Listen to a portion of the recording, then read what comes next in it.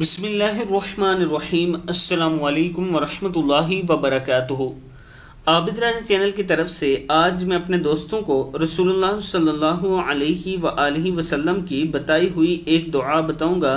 कब्र की वहशत से निजात के लिए वजीफ़ा दुआ है। ये मैं अपने दोस्तों से गुजारिश करूंगा कि आप दोस्तों ने इस पर ज़रूर अमल करना है।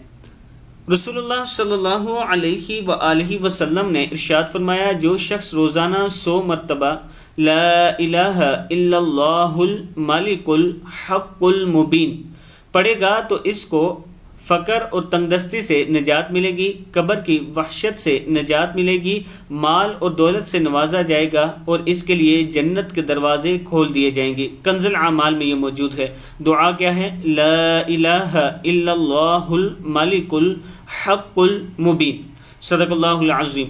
मैं अपने दोस्तों से गुजारिश करूँगा कि इस दुआ को ज़रूर पढ़ा करें और जब भी हाथ उठाएं कब्र की तंगी से अपने रब से पनाह मांगा करें और अल्लाह ताला से ये दुआ किया करें कि अल्लाह ताला हमारे गुनाहों को माफ़ फरमाए और जन्नतुल फिरदौस में हमें जगह अता फरमाए और रसूलुल्लाह सल्लल्लाहु अलैहि वआलिहि वसल्लम की शफ़ाअत नसीब फरमाए।